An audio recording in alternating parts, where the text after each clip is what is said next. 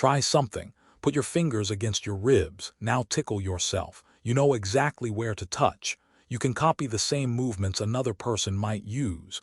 You can even choose the spot where you are most ticklish. And yet, almost nothing happens. Now imagine someone else suddenly putting their fingers in exactly the same place. Completely different experience. Why? Your skin has not changed. The nerves carrying information from your body have not disappeared. The fingers touching you are still fingers. So somehow your nervous system treats a sensation differently depending on one surprisingly important detail. Who caused it? And to understand why, we have to talk about something your brain is doing constantly, predicting the future. Not tomorrow, not next year, a fraction of a second from now. Imagine reaching for a cup of coffee. Before your fingers even finish moving, your motor system has already issued commands needed to produce that movement. But the brain has another problem. Every movement creates sensory consequences. Your muscles change position. Your joints move. Your fingers contact the cup. Pressure appears against your skin. If the brain waited for all that sensory information to arrive before figuring out what was happening, controlling movement would be slow and inefficient. Instead, the nervous system can use information related to the motor command to predict some of the sensory consequences of its own actions. Researchers often describe this using an internal forward model. Very roughly, the system says, "I am producing this movement. If everything goes as expected, this is what I should feel next." And when the predicted sensation actually arrives, the nervous system can reduce its perceptual impact. This phenomenon is called sensory attenuation, which brings us back to tickling. When someone else moves their fingers across your ribs, you do not control the precise movement. The exact timing is less predictable. The exact location is less predictable. The pressure can change unexpectedly. Your nervous system cannot predict the incoming sensation in the same way it predicts the consequences of your own movement. And that unpredictability appears to matter enormously for ticklishness. But when you try to tickle yourself, the situation changes. Your brain helped generate the movement. Information associated with that motor command allows the sensory consequences to be predicted.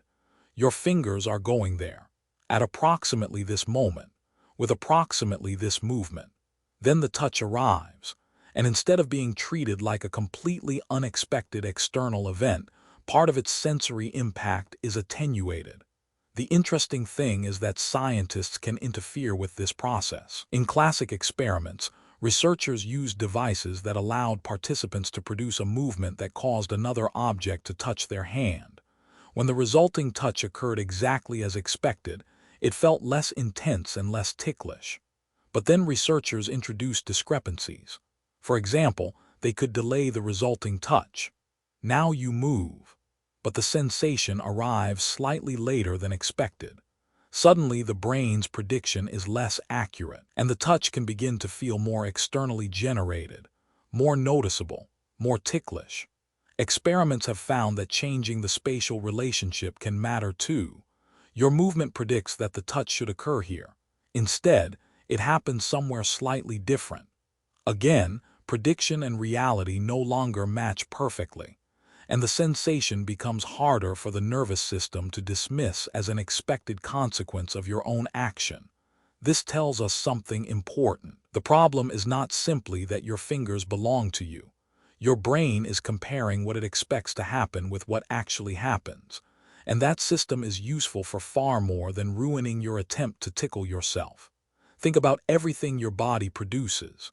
Every time you move, enormous amounts of sensory information are generated. Your clothes move against your skin. Your feet press against the ground. Your hands contact objects. Your muscles stretch. Your joints change position.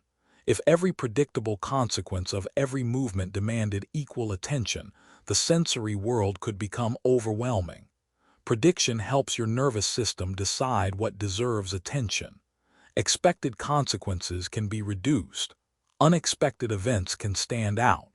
Imagine walking through your home and suddenly feeling a hand touch your shoulder. That sensation matters. it may have come from something outside you. Compare that with the sensation of your own hand touching your opposite arm. Physically, both involve pressure against skin, but informationally they are very different events. One was predicted from your own action, the other may require an explanation, and the same general principle extends beyond touch. Consider your voice.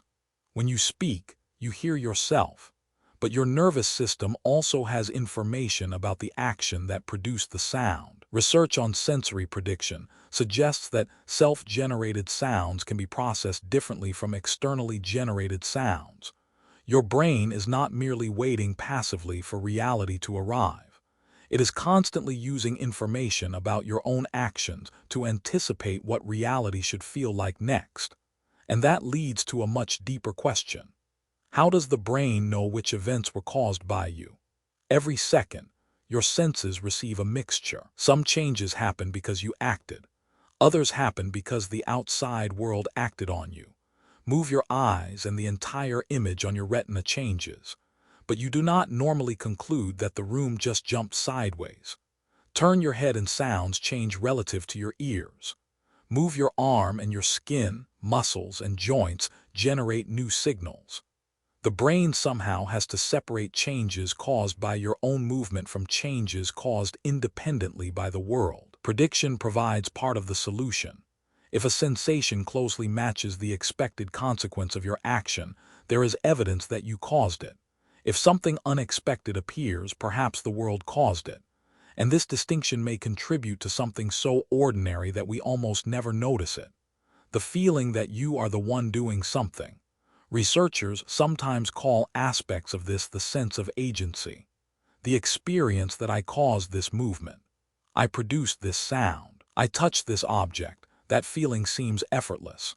But underneath it is a remarkably complicated computational problem. Your nervous system is continuously comparing intention, movement, prediction, and sensory feedback. Most of the time, they agree so well that you never notice the machinery. Tickling gives us a tiny way to break into that machinery. You move your fingers. Your brain predicts the touch. The touch arrives as expected, and the sensation loses some of its power, but introduce enough uncertainty. And suddenly, the same kind of touch becomes something different, which finally answers the original question. Why can't you properly tickle yourself? Not because your skin somehow knows those are your fingers, and not simply because tickling requires another person. It is because sensations produced by your own predictable actions are processed differently from sensations arriving unexpectedly from the outside world. Your nervous system already has a pretty good idea of what is about to happen, and once something is predicted, it can become less surprising and less intense. So the strange thing is not really that you cannot tickle yourself. The strange thing is what your failed attempt reveals. At every moment, you feel as though you are simply experiencing the present, but your brain is not just processing what has already happened. It is continuously preparing for what should happen next. Then reality arrives, and your nervous system compares the two. Most of the time, the prediction is so good that you never realize there was a prediction at all. You simply reach for the cup, hear your own voice, touch your own arm, and experience a stable world, until someone unexpectedly grabs your ribs. Then, for a few seconds, prediction loses, and suddenly, you are very aware that someone else is there.